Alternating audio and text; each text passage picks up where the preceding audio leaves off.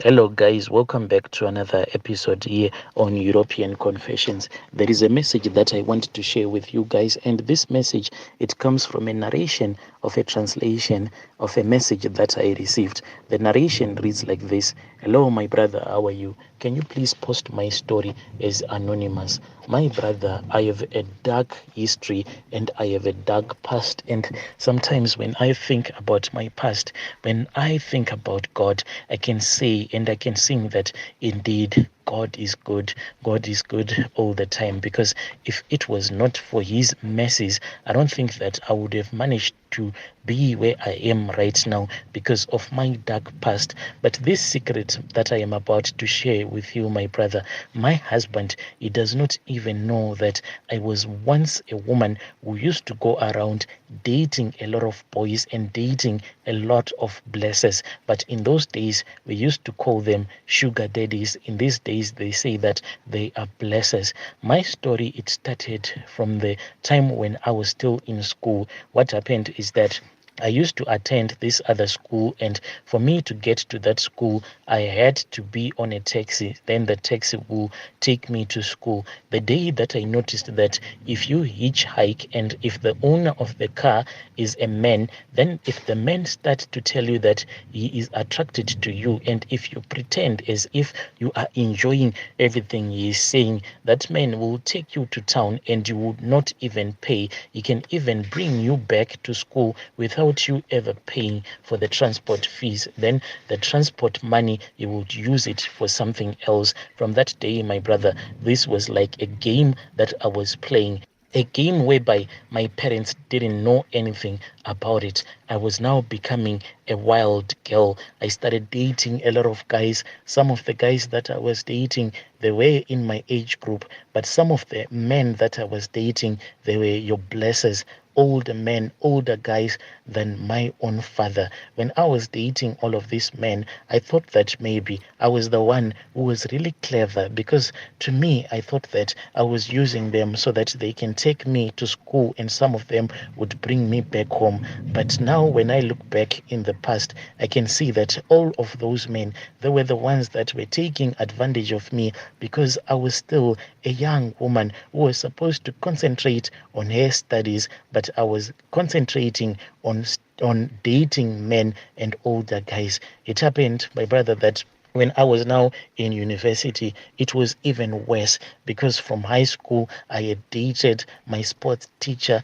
And now that I was in university, there was no one who was controlling anyone. We were like adults now. You could do whatever you wanted to do when you felt like doing it. I dated a lot of my lecturers until I met this other man. He was an older guy and he was filthy rich. He could do whatever I wanted him to do for me. So I dated that guy, and this man, my brother, one day when I was going to see my other boyfriend, this boyfriend of mine that I was dating, there are those people that are born with this condition that is called Down syndromes. So that was the condition that the guy that I was dating at that time was facing. The reason as to why I was dating that guy who had Down syndromes, it was because his relatives, as well as his other family members, they were in Australia. In those years, a lot of people, they were moving out of Zim, going to Canada and Australia.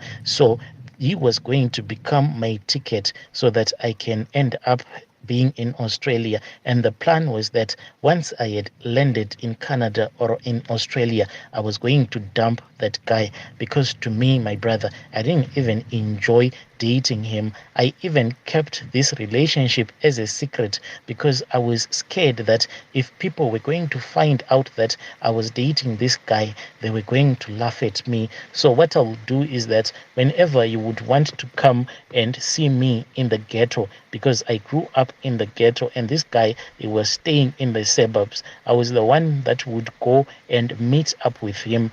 I wanted to keep him as a secret until his parents would have taken us to Australia. This was like the plan. So on that day, like always, his parents had said that I was supposed to come so that we can speak. His parents knew about this relationship.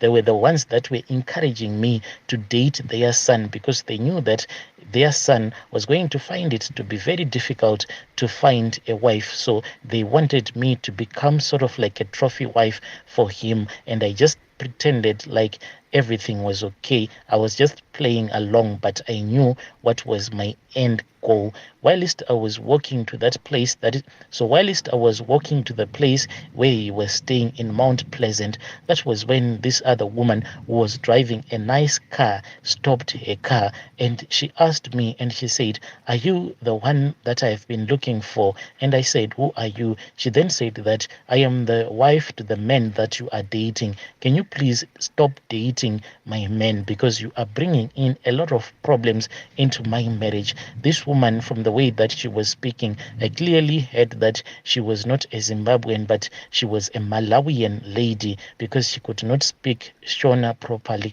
I said, "It is fine. I will stop dating your husband. But the problem is that your husband, when I started dating him, he lied to me that he is not married. That was why I was dating him." So that woman said, "You need to focus on your education, otherwise you are going to get hurt." I said, "I am sorry, it is fine. I'll stop dating your husband."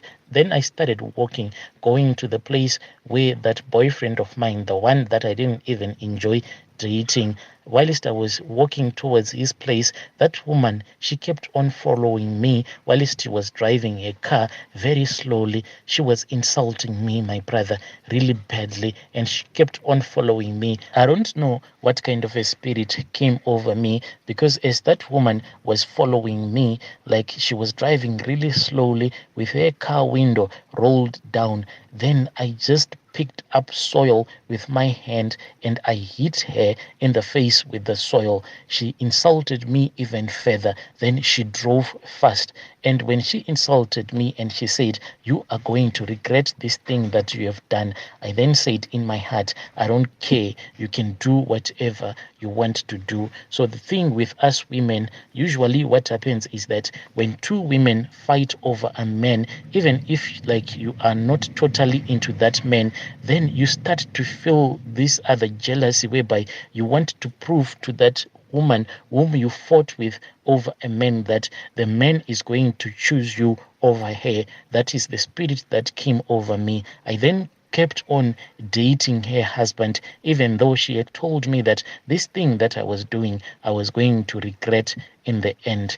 My brother, one day when me and my blesser, we were booked up at this other place, when he was sleeping with me, I felt like inside my womb there was a vein that was, whilst he was sleeping with me, I felt severe pain in my stomach. From there on, my brother, I started bleeding. So immediately when I started bleeding, I thought that maybe I was on my periods. But my brother, I kept on bleeding and bleeding. And whenever I would use a sanitary pad, within a couple of hours, I could no longer wear it. I had to remove it. Back in those days, sanitary pads were not yet popular. We used to use cotton. So I was mixing sanitary pad as well as cottons, the ones that we used to use when we were on our periods. My brother, still it was not enough. What I ended up doing is that I would take some of my old t-shirts, cut them into several pieces and use them as sanitary pads. But still the blood that was coming out, it was just too much. This thing kept on happening over and over again, and I don't know what type of a charm was used on me, because whilst this thing was happening whereby I was bleeding non-stop, that desire of me wanting to sleep with men each and every day kept getting stronger. So the men that I was dating, they didn't even know that I was experiencing this problem. I'll just call them, then they would come. Sometimes we would sleep with each other in the car, but in the evening with the lights off and everything, what I'll do is that once a man would have finished, then I would quickly wipe his manhood so that he won't see that there was blood everywhere. This was what I was doing, my brother.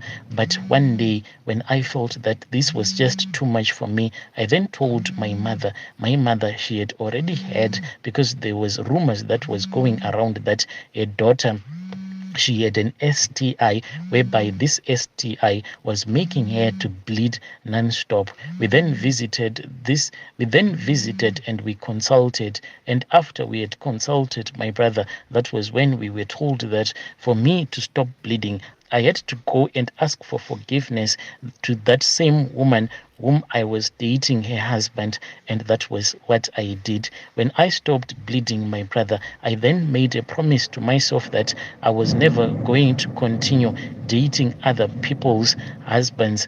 And from there on, my brother, I stopped dating men that I knew that were married. That was when I met my current husband.